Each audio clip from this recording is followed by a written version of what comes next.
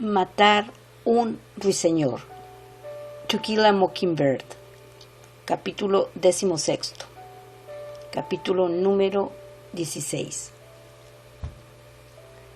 Jem me oyó y asomó la cabeza por la puerta de comunicación. Mientras se acercaba a mi cama, la luz de Atticus se encendió. Permanecimos inmóviles donde nos encontrábamos hasta que se apagó. Le oímos revolverse y esperamos hasta que se quedó quieto de nuevo. Jem me llevó a su cuarto y me puso en la cama a su lado. «Prueba de dormirte», dijo. «Es posible que mañana termine todo». Habíamos entrado silenciosamente para no despertar a tía Alexandra. Atticus había parado el motor en el paseo y seguido hasta la cochera. Habíamos entrado por la puerta posterior y nos habíamos ido a nuestros cuartos sin decir una palabra. Yo estaba muy cansada y me sumergí ya en el sueño cuando el recuerdo de Atticus, doblando calmosamente el periódico y echándose el sombrero atrás, se convirtió en Atticus de pie en medio de una calle desierta y anhelante, subiéndose las gafas a la frente. Mi mente registró el impacto del significado pleno de los acontecimientos de aquella noche y me puse a llorar. Jem se portó estupendamente bien conmigo. Por una vez no me recordó que las personas que se acercaban a los 9 años no hacen esas cosas. Aquella mañana todo el mundo tuvo un apetito menguado, excepto Jem, que despachó lindamente 3 huevos. Atticus miraba con franca admiración. Tía Alexandra bebía el café a sorbitos, emitiendo oleadas de reproche. Los niños que de noche se marchaban en secreto eran una desgracia para la familia.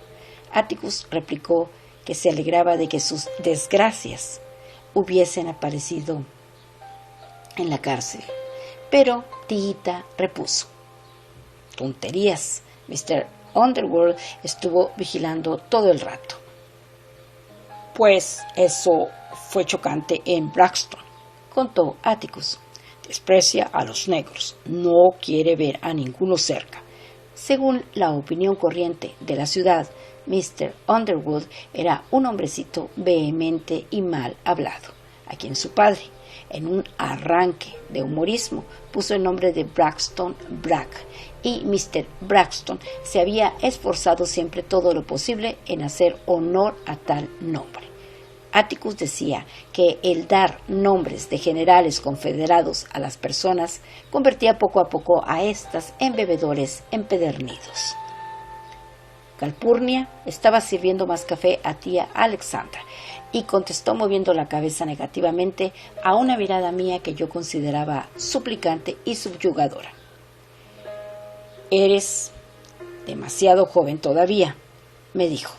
«Cuando ya no lo seas, te avisaré». Yo repliqué que le sentaría bien a mi estómago. «De acuerdo», contestó, cogiendo una taza del aparador. Después de echar en ella una cucharada de café, la llenó hasta el borde de leche.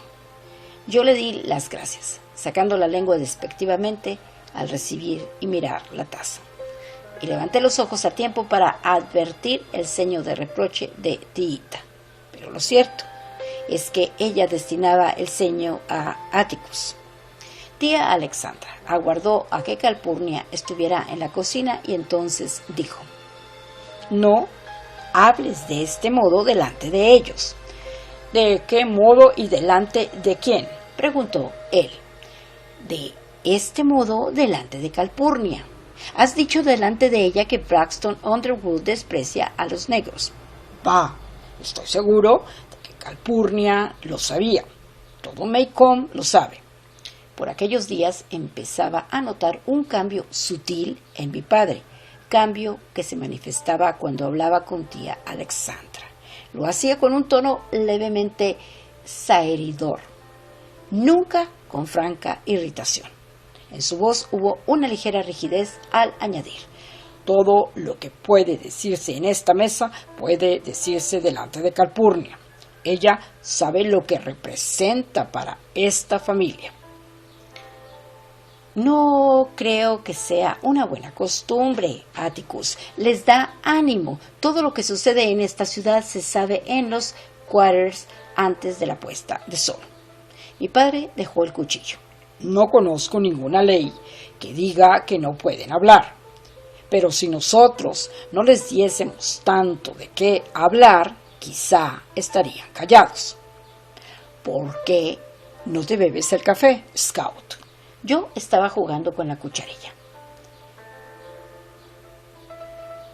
Pensaba que Mr. Cunningham era amigo nuestro. Hace mucho tiempo tú me dijiste que lo era. Y lo sigue siendo. Pero anoche quería hacerte daño. Atticus dejó el tenedor al lado del cuchillo y apartó el plato. Fundamentalmente, Mr. Cunningham es un buen hombre, dijo. Tiene nada más sus pequeñas taras, como todos nosotros. Jem tomó la palabra. No digas que eso sea una pequeña tara. Anoche, al llegar allá, habría sido capaz de matarte. Es posible que me hubiese causado alguna pequeña lesión, convino Atticus. Pero, hijo, cuando seas mayor, entenderás un poco mejor a las personas. Una turba, sea la que fuere, está compuesta siempre por personas. Anoche, Mr. Cunningham formaba parte de una turba, pero con todo seguía siendo un hombre. Todas las turbas de todas las ciudades pequeñas del sur están compuestas siempre de personas a quienes uno conoce. Aunque esto no hable mucho en favor de ellas, ¿verdad que no? Yo diría que no, contestó Jem. Y resulta que se precisó una niña de 8 años para hacer recordar el buen sentido. No es cierto, dijo Atticus. Ello muestra una cosa, que es posible detener a una cuadrilla simplemente porque continúan siendo seres humanos. Quizá necesitamos una fuerza de policía compuesta por niños. Anoche vosotros, chiquillos, conseguisteis que Walter Cunningham se pusiera dentro de mi pellejo por un minuto. Con esto bastó. Confié en que cuando fuese mayor, Jem entendería un poco mejor a las personas. Yo no las entendería nunca. El primer día que Walter Cunningham vuelva a la escuela será también el último, afirmé. No le tocarás, dijo Atticus llanamente. No quiero que ninguno de vosotros dos guarde el menor resentimiento por lo de anoche, pase lo que pase. Ya ves, ¿verdad?, intervino tía Alexandra, lo que resulta de cosas así. No digas que no te lo había advertido. Atticus contestó que nunca lo diría. Apartó la silla y se levantó. Nos espera un día de trabajo, por lo tanto, dispensadme. Jem, no quiero que ni tú ni Scout vayáis al centro de la ciudad durante el día de hoy. Os lo ruego. Cuando Atticus hubo salido, Dill vino saltando por el vestíbulo hasta el comedor. Esta mañana la noticia ha corrido por toda la ciudad, anunció. Todos hablan de cómo pusimos en fuga a un centenar de sujetos nada más que con las manos desnudas. Tía Alexandra le impuso silencio con la mirada. No eran un centenar de hombres, dijo. Ni nadie puso en fuga a nadie. Eran simplemente un puñado de esos Cunningham borrachos y alborotados. Va, tita, es la manera de hablar de Dill. No hay otra cosa, dijo Jem, al mismo tiempo que nos indicaba con una seña que le siguiéramos. Hoy quedaos todos en el patio, ordenó tía Alexandra, mientras nos encaminábamos hacia el porche de la fachada. El día parecía un sábado. La gente del extremo sur del condado pasaba por delante de nuestra casa en una riada pausada. Pero continúa.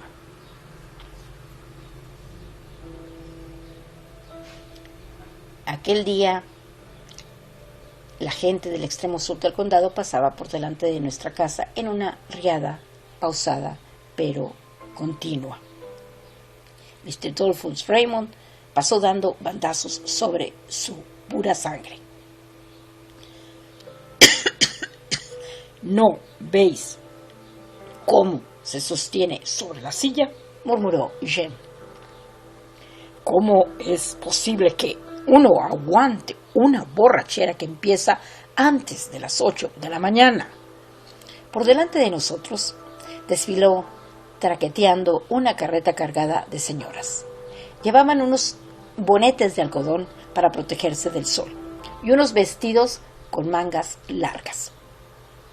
Guiaba la carreta un hombre con sombrero de lana. Allá van unos menonitas, le dijo Jem a Dill. no usan botones. Vivían en el interior de los bosques. Realizaban la mayoría de sus transacciones en la otra orilla del río y raras veces venían a Maycomb. Todos tienen los ojos azules, explicaba Jem, y en cuanto se han casado, ya no se afeitan más.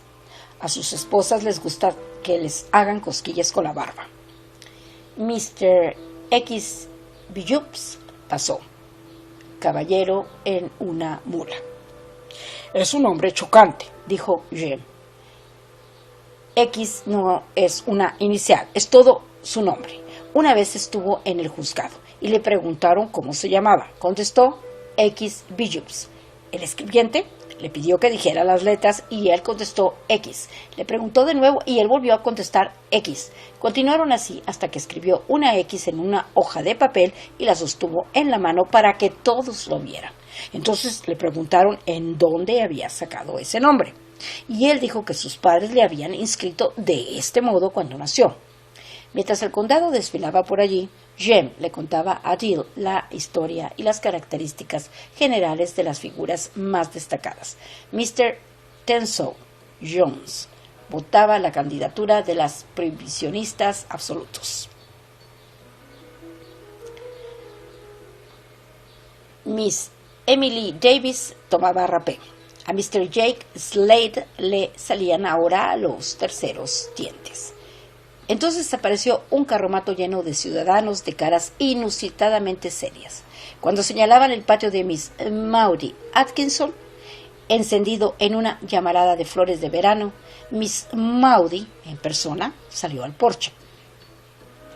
Miss Maudie tenía un detalle curioso. Su porche estaba demasiado lejos de nosotros para que distinguiésemos claramente su fisonomía, pero siempre adivinábamos su estado de humor por la postura de su cuerpo. Ahora estaba con los brazos en jarras, los hombros ligeramente caídos y la cabeza inclinada a un lado. Sus gafas centelleaban bajo la luz del sol. Nosotros comprendimos que sonreía con la malignidad más absoluta. El que guiaba el carromato aminoró el paso de las mulas y una mujer de voz estridente gritó: «El que vino en vanidad partió en tinieblas». Un corazón contento proporciona un semblante alegre, contestó Miss Maudie. Mientras el carretero apresuraba el paso de sus mulas, yo supuse que los lavapiés pensarían que el diablo estaba citado con las escrituras para sus propios fines. El motivo de que estuvieran disconformes con el patio de Miss Maudie era un misterio más impenetrable para mí por el hecho de que, para ser una persona que pasaba todas las horas diurnas fuera de casa, Miss Maudie demostraba un dominio formidable de la escritura. ¿Irá al juzgado esta mañana?, preguntó Jem. Nos habíamos acercado allá. No, respondió ella. Esta mañana no tengo nada que hacer en el juzgado. ¿No irá a ver qué pasa?, inquirió Dill. No, ir a ver a un pobre diablo. que tiene la vida en juego es morboso. Fijaos en toda esa gente. Parece un carnaval romano. Tienen que juzgar públicamente, Miss Maudy, dije yo. Si no lo hicieran, no sería justo. Me doy cuenta perfectamente, replicó ella, pero no porque el juicio sea público. Estoy obligada a ir, ¿verdad que no? Miss Stephanie Crawford pasaba por allí. Llevaba sombrero y guantes.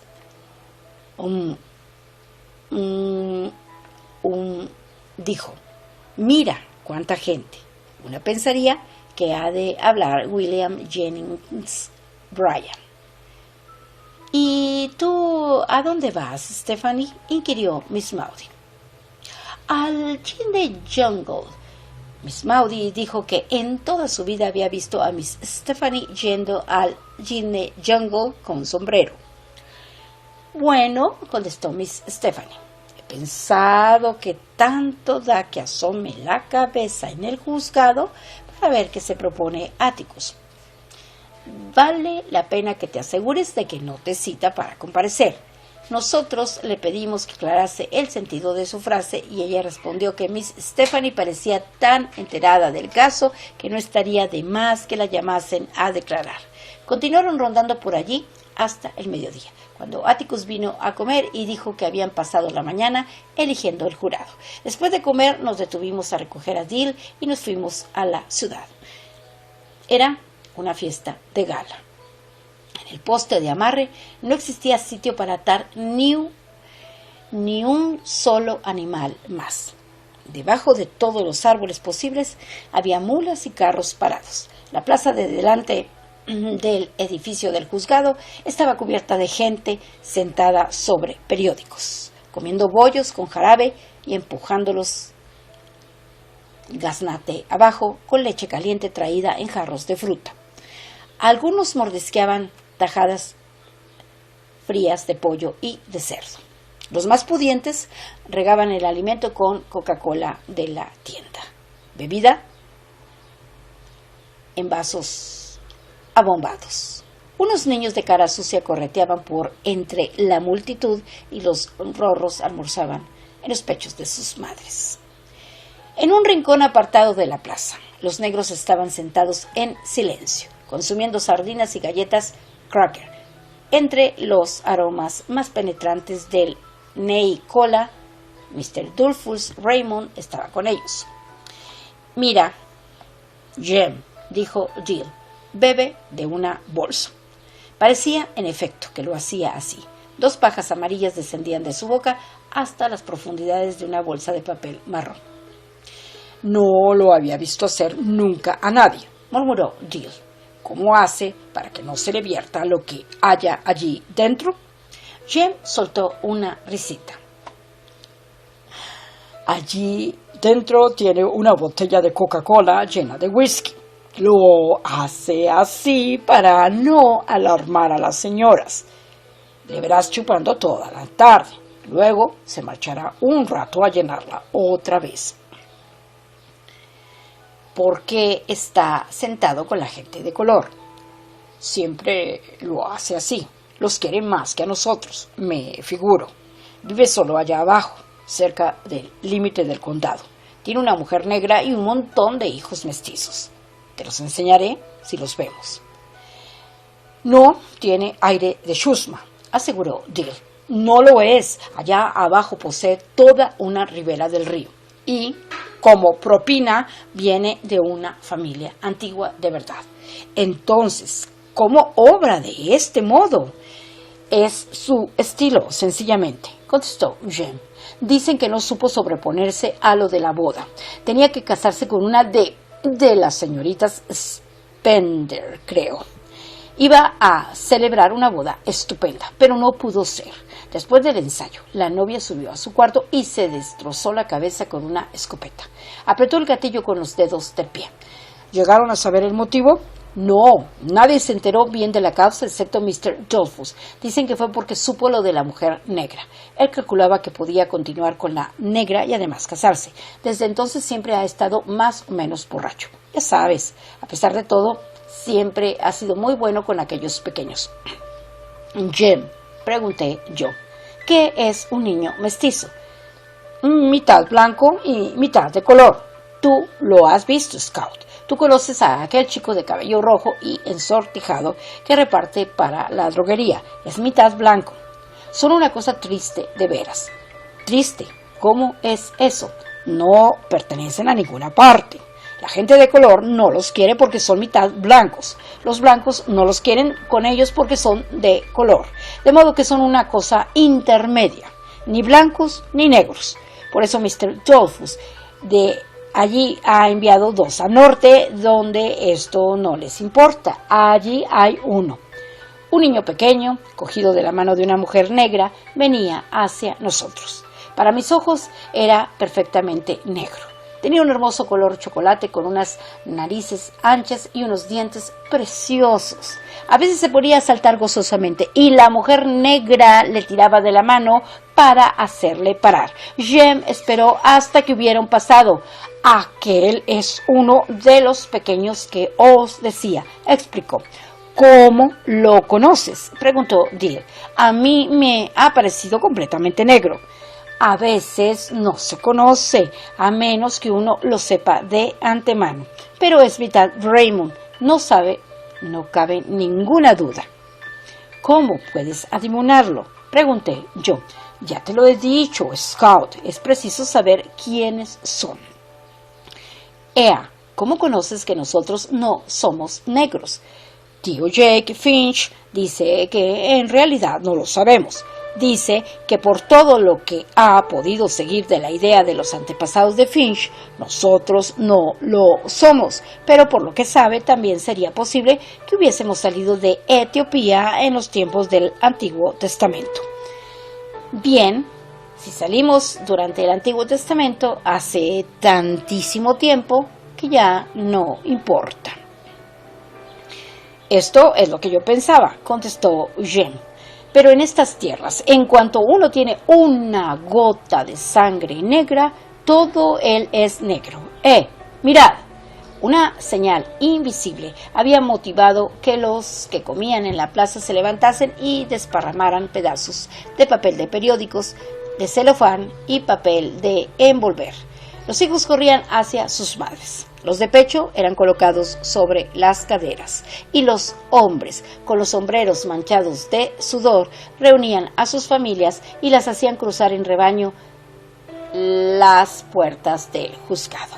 En el rincón más apartado de la plaza, los negros y Mr. Dolphus Raymond se pusieron en pie y se limpiaron de polvo los pantalones. Entre ellos había pocas mujeres y pocos niños, lo cual parecía disipar el aire dominguero. Los negros aguardaron pacientemente en las puertas detrás de las familias blancas. «Entremos», dijo Dill. «No, será mejor que esperemos a que entre la gente.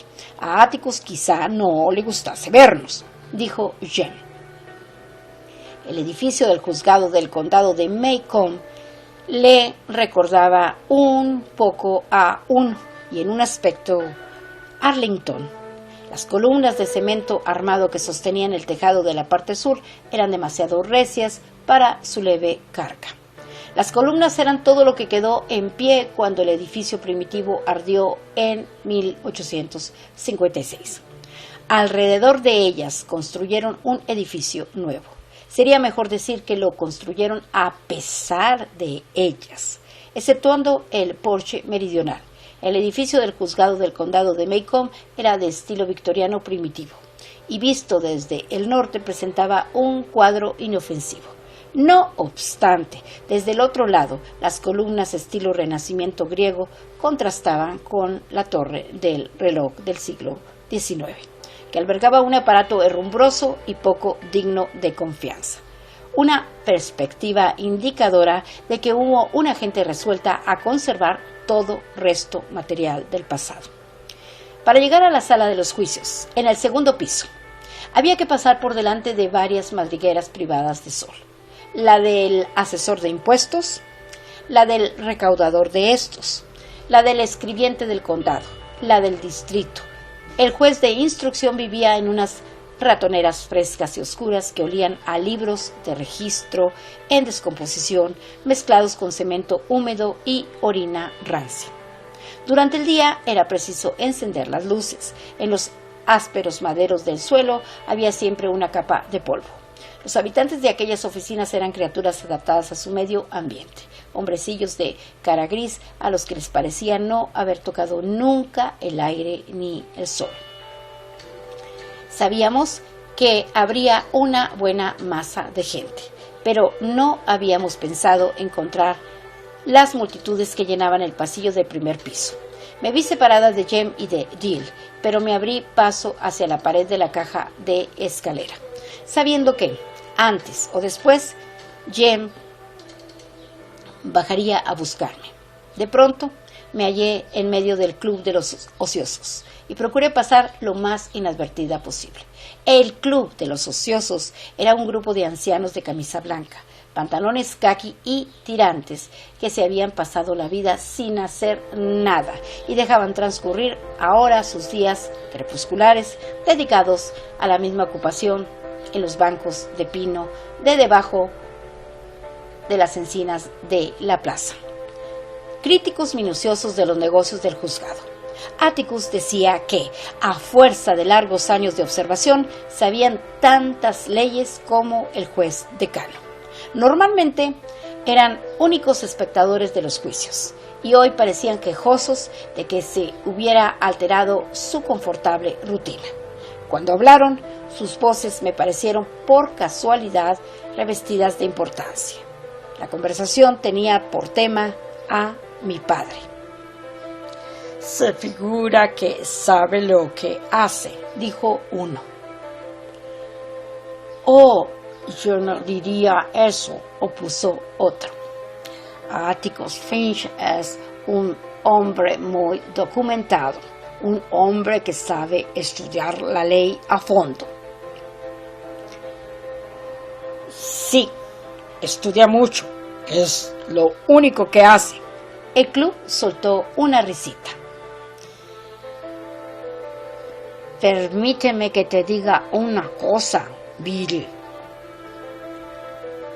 Permíteme que te diga una cosa, Billy, intervino un tercero. Tú sabes que el tribunal le encargó la defensa de ese negro. Sí, pero Atticus se propone defenderle. Esto es lo que no gusta del caso. He ahí una noticia que arroja una luz distinta sobre las cosas. Atticus tenía que defender al negro, tanto si le gustaba como si no. Me pareció raro que no nos hubiese dicho nada de ello. Lo habríamos podido utilizar muchas veces para defenderle y defendernos. Está obligado. He ahí la razón de que lo haga. Habría significado menos peleas y menos alborotos, pero ¿explicaba esto la actitud de la ciudad? El tribunal designó a Atticus para defender al negro. Atticus se proponía defenderle. He ahí lo que no les gustaba del caso. Realmente una se quedaba confundida. Los negros, después de esperar que subiesen los blancos, empezaron a entrar. Un minuto nada más, dijo un miembro del club levantando su bastón. No empiecen a subir estas escaleras hasta dentro de un momento. El club inició su apiñada ascensión topando con Jem y Dill que bajaban a buscarme. Los dos muchachos pasaron por entre los viejos y Jem me gritó. Ven, Scout, no queda ni un asiento libre, tendremos que estar de pie. Y ahora, mira, exclamó irritado, cuando los negros se lanzaron en alud escaleras arriba. Los viejos que les precedían ocuparían la mayor parte del espacio para estar de pie. No teníamos suerte. Y todo era por culpa mía, me informó Jem. Nos quedamos de pie, malhumorados, junto a la pared. No pueden entrar. El reverendo Sykes nos estaba mirando, con el negro sombrero en la mano. Hola, reverendo, respondió Jem. No, esa Scout nos lo ha desbaratado todo.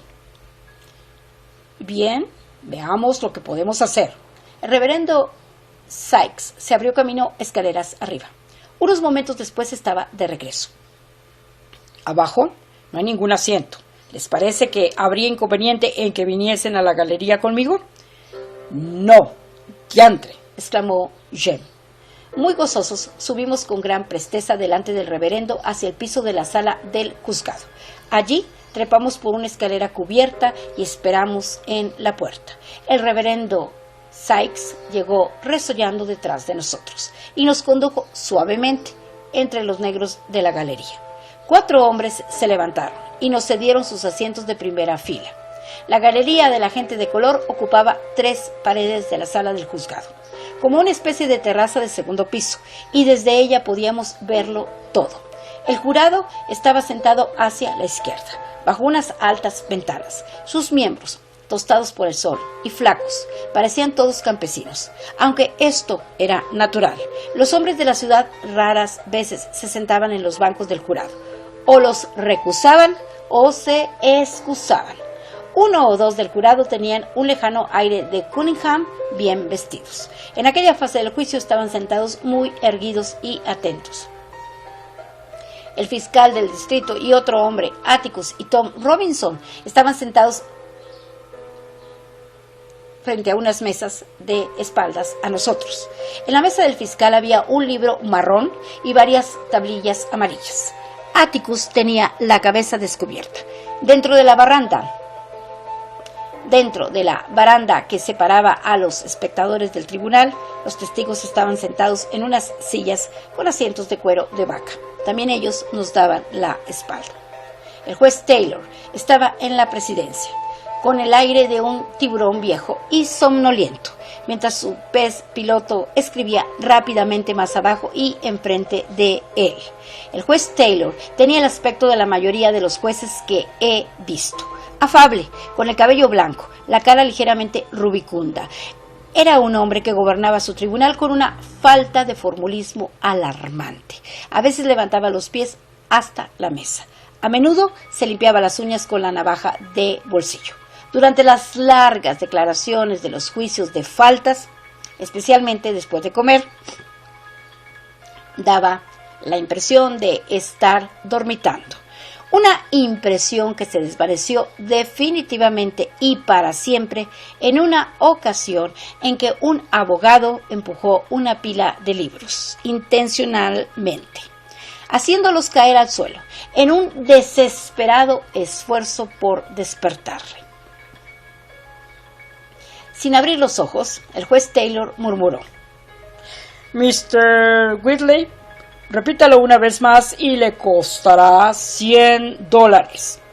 Era un profundo conocedor de la ley y, aunque parecía tomarse su empleo con indiferencia, en realidad gobernaba con mano fuerte todos los casos que se le presentaban.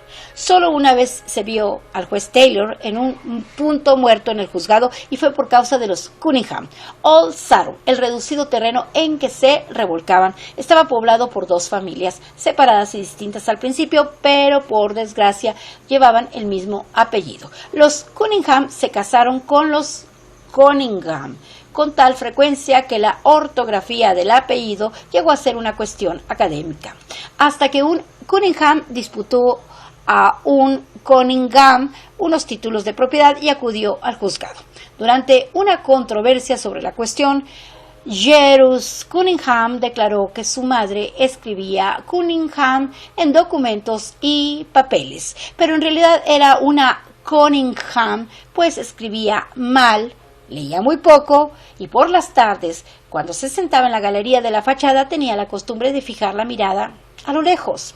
Después de 9 horas de escuchar las excentricidades de los habitantes de Old Sarum, el juez Taylor echó el caso del juzgado. Cuando le preguntaron con qué fundamento, el juez Taylor contestó: convivencia entre las partes, y declaró que le pedía a Dios que los litigantes se sintieran satisfechos con haber podido decir en público cada cual lo que tenían que decir. No habían pretendido otra cosa desde el primer momento. El juez Taylor tenía una costumbre interesante. Permitía que se fumase en su sala, aunque él no fumaba. A veces, si uno era afortunado, disfrutaba del privilegio de verle poniéndose un cigarro largo y reseco en la boca y mascándolo poco a poco, trocito a trozo. El apagado cigarro desaparecía, para reaparecer una hora más tarde en forma de una masa lisa y aplanada, cuya esencia había ido a mezclarse con los jugos digestivos del juez Taylor. Una vez le pregunté a Atticus cómo podía sufrir Mistress Taylor el besar a su marido, pero Atticus contestó que no se besaban mucho. El estrado de los testigos se hallaba a la derecha del juez Taylor. Cuando llegamos a nuestros asientos, lo ocupaba ya Mr. Heck Tate. Aquí termina el capítulo 16, es decir, el capítulo número 16, del libro que se titula Matar un ruiseñor, To Kill a Mockingbird, cuya autora es Nell Harper Lee. Son las 6 de la mañana con 56 minutos. Faltan solo 4 minutos para que sean las 7 de la mañana. Y hoy es lunes 6 de junio del año 2022.